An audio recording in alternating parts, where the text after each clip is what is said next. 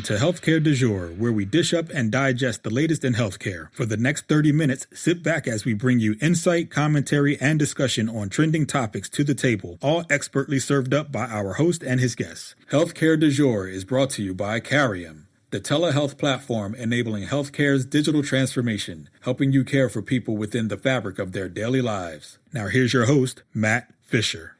Welcome back, and thank you for joining as we dive into the hottest topics in healthcare. I'm your host, Matt Fisher. On the menu today is Dr. Mohammed Saeed, CMO at Health at Scale. Dr. Saeed, welcome to the show. Thank you, Matt. Good to be here. So, Dr. Saeed, what I always like to do before getting into the main part of the discussion is to give my guest more of a chance to provide an introduction in terms of who they are and what they do. So the floor is yours. Great, thank you. So, as mentioned, I'm the Chief Medical Officer and also co-founder at Health at Scale. In terms of my background, goes way back. I finished my MD at Harvard Medical School, PhD in electrical engineering and computer sciences at MIT, with a focus on machine learning and data analytics for improving healthcare. And I also spent some time working in industry.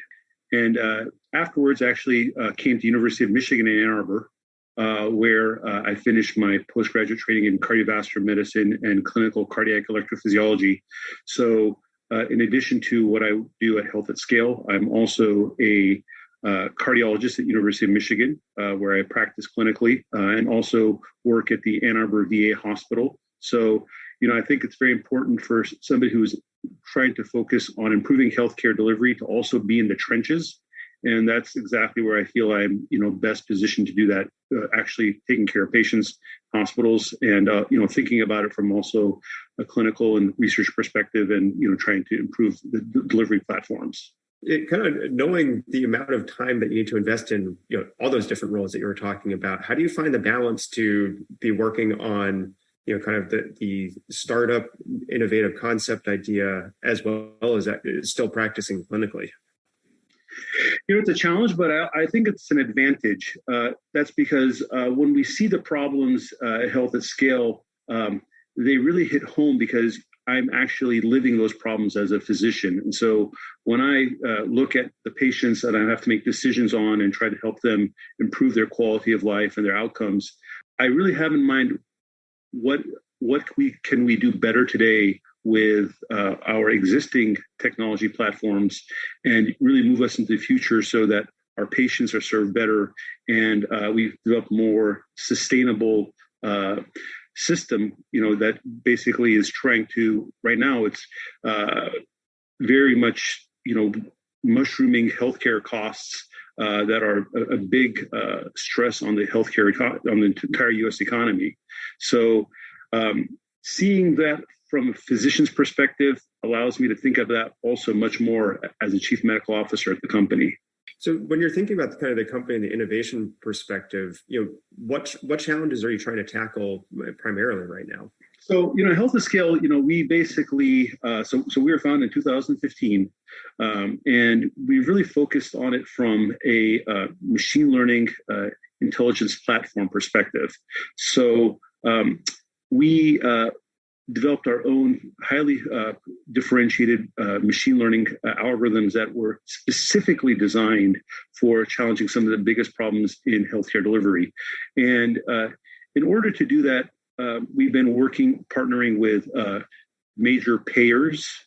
We also work with employer systems, who are tasked with taking care of their employees in terms of their healthcare benefits. We also work with provider organizations as well. And the way that we do that is we have built a software as a service platform. So it ingests healthcare data and then provides, very meaningful decision support at the output.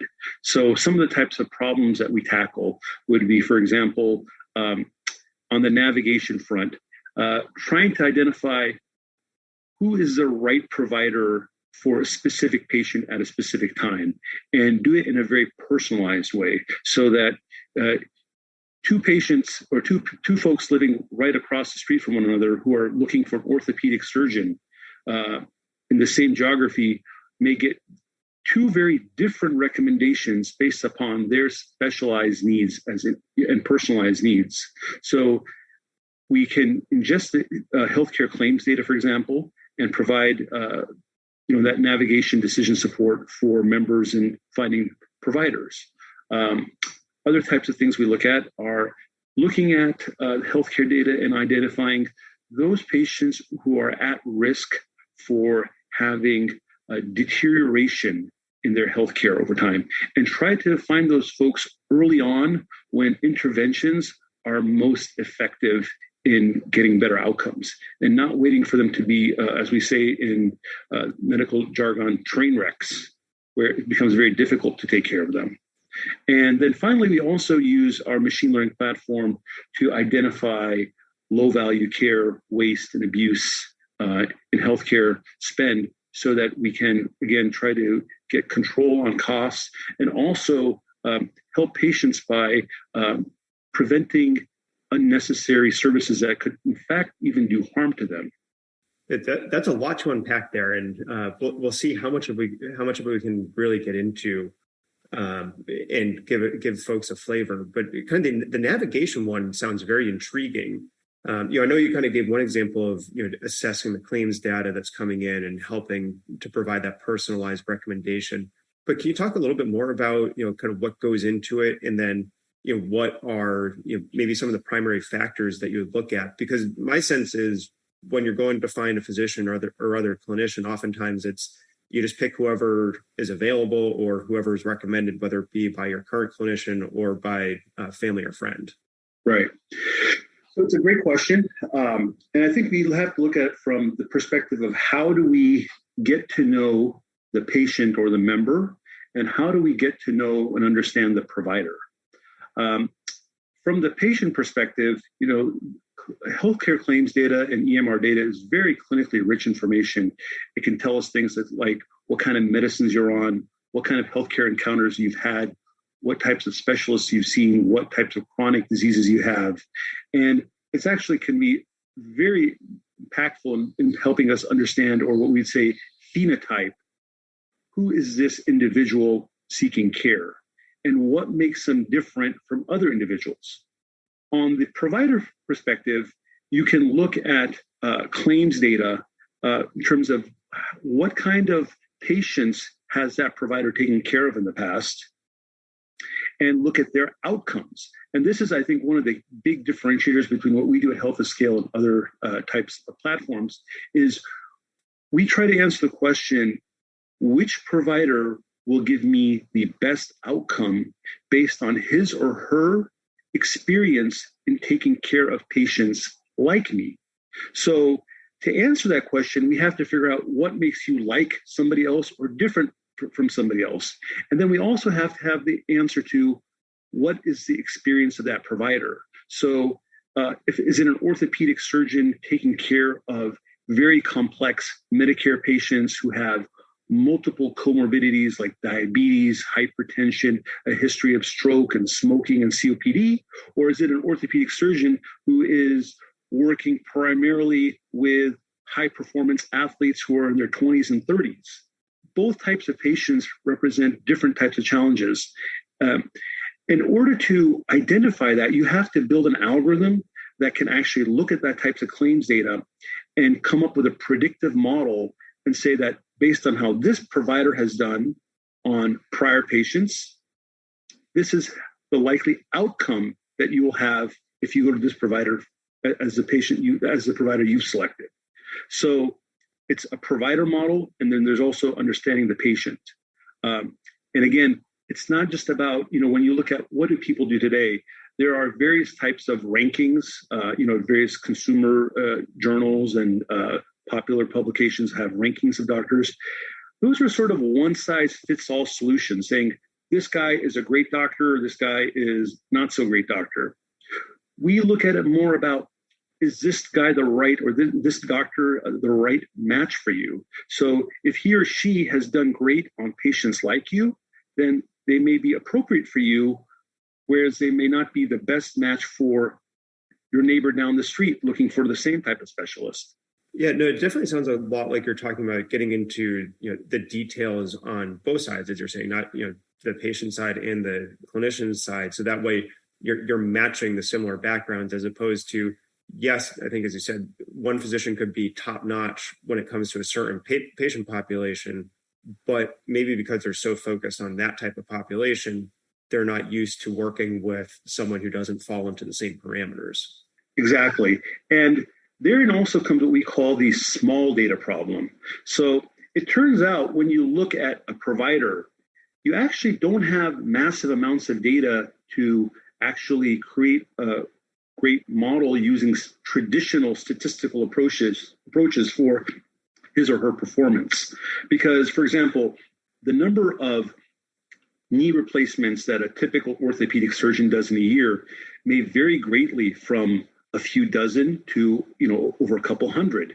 But how do you build models that can only use very small amounts of data to make accurate predictions? So simply taking the mean and average or a median or some other types of statistical approaches won't work.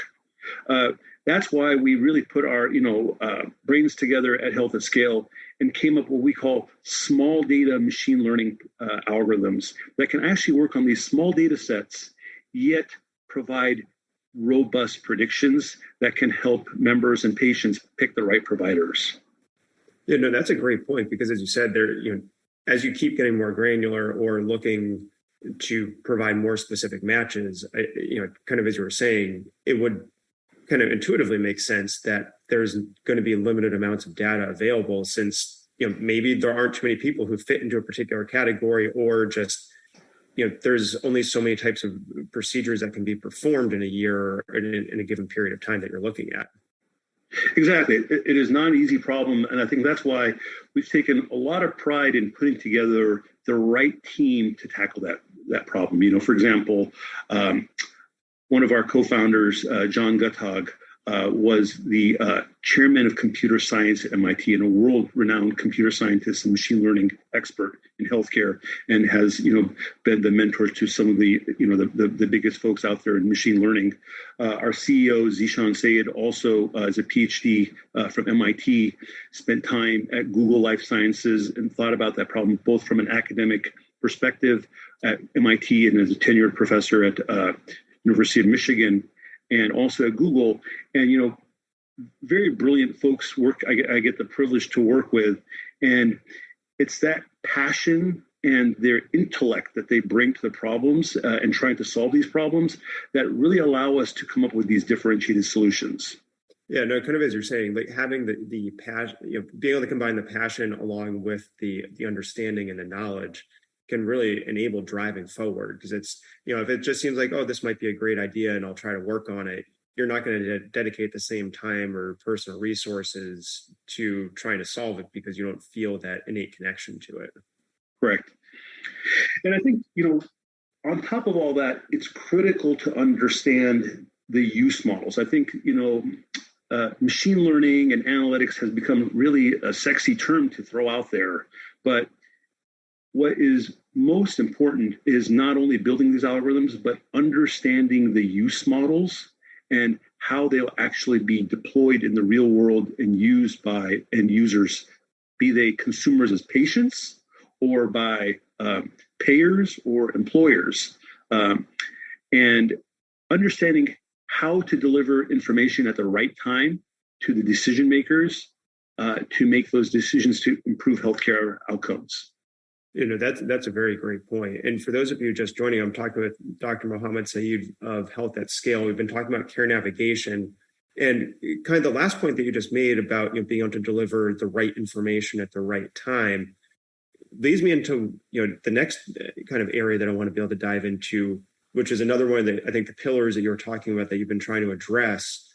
Which I think you've kind of phrased it as identifying a risk of deterioration, along with being able to deliver, care proactively. So kind of, if you can help walk me through what that aspect looks like, and how are you trying to predict in advance, what might happen with a patient, so you can, it sounds like, hopefully keep them in a healthier state as opposed to waiting until something potentially adverse has occurred. Right. So again, the idea here is what we try to focus on is what we call the rising risk population, not the people who've already had massive overutilization so much in healthcare. Now, we can certainly also, our tools also are very helpful for those folks as well. But the area that we truly differentiate ourselves is with looking at the rising risk. And these are folks who, for example, may have an average healthcare spend over a couple of years. So, in the thousands of dollars perhaps. And as these types of folks may also have underlying chronic diseases such as diabetes or high blood pressure or depression or other types of musculoskeletal chronic pain problems, for example, but they're not on the right care paths. So, for example, I'll give you a real life example. We were working with one employer where we saw a patient who had all sorts of, an employee at that time who had all sorts of chronic diseases like diabetes, coronary artery disease, high blood pressure. But then when you look at the medicines they're on and you look at their risk profile, this particular employee was at a very high risk of having adverse events. And we actually flagged him 6 months ahead of time, saying this employee needs immediate attention. If you look at over the past year, their spend was about $10,000. Well, what happened to that employee? That employee had multiple hospitalizations the next year, had a stroke, had a heart attack or myocardial infarction, as we say as cardiologists, and had a great number of debilitating complications after that. And so their costs went from $10,000 a year to $250,000 a year. And that's that jump. If you can find that type of employee early on and be very proactive in intervening and identifying, you got to get you on the right medicines, you got to see the right specialists, you have to have the right type of rehab. Imagine how much you can avoid in unnecessary costs, but more importantly is the total deterioration in quality of life of that employee. Those hospitalizations and their ability to work long term after that is seriously in jeopardy after that. It seems like identifying is obviously a key first step, but then what goes into driving some of the more effective interventions? Because I suspect a challenge might be saying, as you're just with that example pointing out, even though you could see all those risk factors, the spend wasn't, comparatively was kind of low. But if you try to intervene, then you're obviously going to be having to spend some resources. So how do you convince to spend those interventional resources as opposed to just saying, well, maybe what you're predicting won't actually come to pass and I'll still stay at this lower spend level? It's a great question. So this is, again, where we've used our machine learning platform to, we've looked at over 150 million lives of longitudinal data. And with our machine learning, we can actually identify what types of interventions are likely to lead to better outcomes. So we can look at those types of interventions that are in high-risk patients likely to lead better outcomes. And on top of that, our team is not just machine learning scientists and engineers. We also have a really top-notch group of clinicians, including other physicians, nurse practitioners, and nurses. And together, we've actually built a very useful clinical knowledge base. So we basically we augment our machine learning with our clinical knowledge bases that are based on, the most up-to-date guidelines and things like that. So when our machine learning identifies a high-risk patient, we go a step beyond just identifying a patient saying they're high risk. We say that they are high risk. Here's the reason why we think they're high risk. And here are the potential likely interventions or gaps that they have that are likely to be the most effective in correcting their trajectory so that they don't have these types of, serious hospitalizations down the road. Yeah, no, it kind of, I think, as you said, being able to combine all those different elements certainly makes it more impactful because, if you only get one or two pieces of the information, you're left kind of wondering, where do I go from here?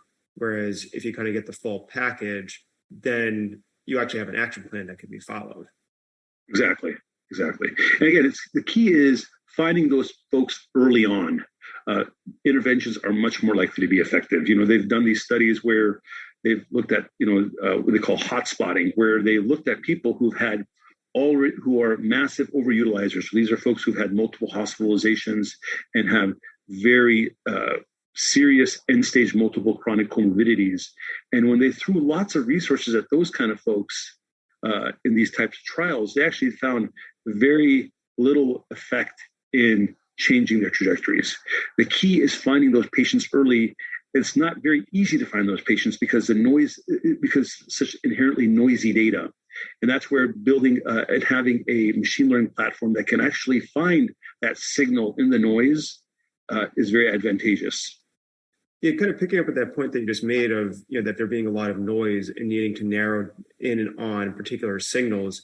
Are there, kind of key signals that you're often looking for, or is that variable a lot by patient?